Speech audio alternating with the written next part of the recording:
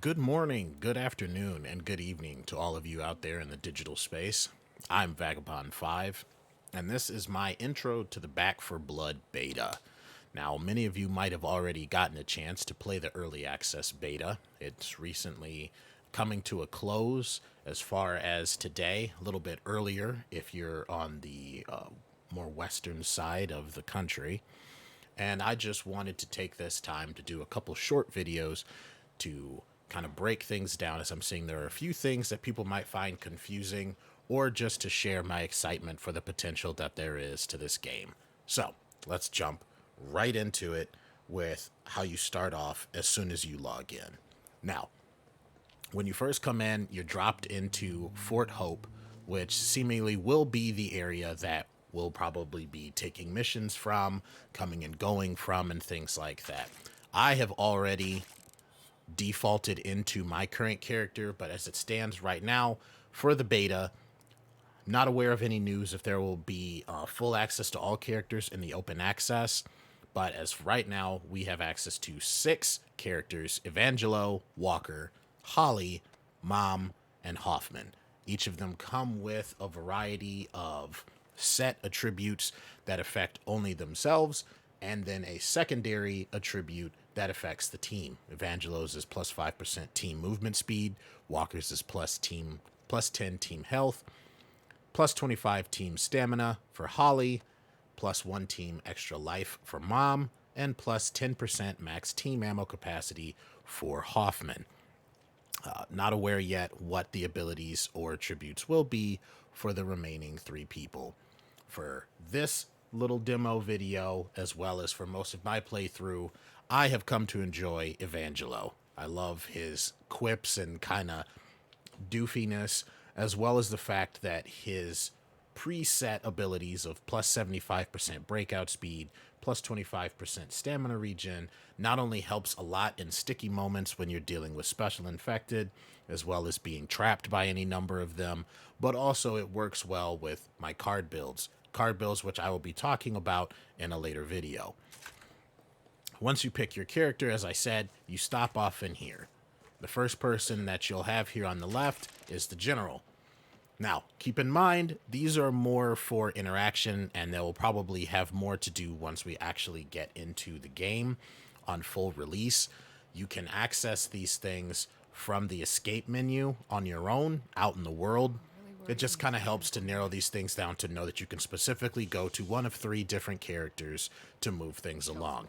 Now, as I said, from the general, you have 3 different options. You can enter into quick play if you don't mind or really care about choosing where you start off, and it'll immediately put you into a game, probably in the form of a bot that's been in someone else's campaign, and you can play your way through, hopping in and out as you choose, as if the story is finishing or if you just get tired and only want to do a couple missions. The campaign allows you to continue runs. As you see, it has these drop downs here, or checking them off as far as if you've completed them. As it stands right now, you will only have access to Act 1, but Act 1 has 8 missions in it.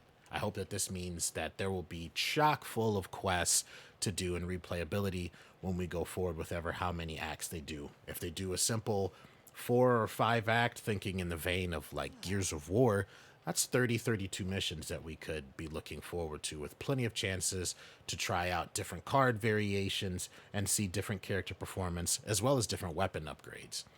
Now, if you don't have a quest here that is left over that you want to pick up from where you left off from, as you can see, you could select here and then do continue run. If it's checked, as far as, like I said, for this beta, there's nothing else for you to do. You would go click create run, and then from here you can choose from the 3 different types of difficulties, and you can also select your act and select where in that act you want to have your starting point. Survivor right now, if you have any interest in playing on a harder difficulty of Veteran or Nightmare, comes with its own challenges. But for casual playthrough, or even if you really just want to fully flesh out and try copper collection as well as building up your supply points, you're not really penalized in any kind of way, which I was very happy to see by just playing on Survivor. Especially also one thing that I would like to point out, if you don't always have access to friends or people that you can easily communicate with, it's great to know that you can go through on Survivor without worrying about having poor coordination or communication by playing games with randoms. I'm sure we all here know how much you can get tripped up or trip at the finish line at the last second because somebody leaves you in the middle of a mission or has picked up the wrong tools or skills. Veteran immediately comes up with a 35% friendly fire debuff. Nightmare, players have one less strike. I'm not exactly sure what the strike means.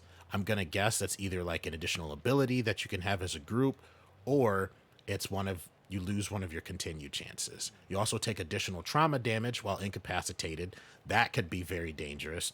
If you notice in the health bars, for any of you, like I said, that have played, for those of you that haven't, there's certain times, depending on how much damage you've taken, or like the description says, when you've been incapacitated, that your health bar will drop down and get red and black bars on it. The only way you can heal past that is by finding med kits on the walls.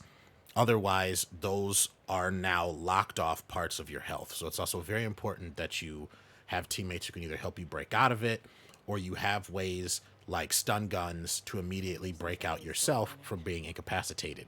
Ridden also and Nightmare have increased health and damage, and there's 60% friendly fire. So definitely go into this either if you're going to try solo or with a team that knows what they're doing and knows how to check their shots.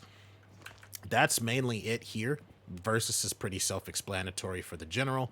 And then from here is one of the first places where you can just easily, after talking to this particular NPC, where you can automatically go find people that you are friends with, whether they be console or PC, because this game will be crossplay, so amazing on that, and then invite them from there. From here, you can also go to your decks, you can check your supply lines, and you can customize your profile. But as I said, there's two other characters here which kind of break things down specifically for that. This guy here, you can immediately go into your campaign decks. Like I said, don't worry about this. In a second video, I'm going to talk more about the cards and give them their own spotlight. And then the female character that's over here, Great. we can work on supply lines. Supply lines are where you, at least for right now in the beta, can spend your supply points that you get for finishing missions and unlock cards, sprays, that come in two different parts, a foreground and a background, and just really trying to fill out your deck, as well as backgrounds for your profile. All of these can be gained pretty easily. It seems to be kind of RNG based.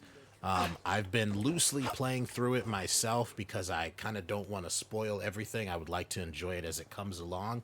So if there has been news on if you can kind of control how you get supply points or supply point numbers, as far as like getting more is tied to your performance in game, I'm not exactly sure. But as soon as I do find out, even if it takes until launch, rest assured I will let all of you know. So this has pretty much been part one for the intro to Back 4 Blood. As I said, please stay tuned. There will be a second video that'll be available that'll go more in depth on card decks, card deck construction, and how best to kind of curate your deck around your specific character if you so have one that you're enjoying so far in the beta and hopefully going on into the actual release. This has been Vagabond 5. Again, I hope you all have a good morning, afternoon, or evening. Enjoy yourselves out there. Be safe and be healthy. See you later.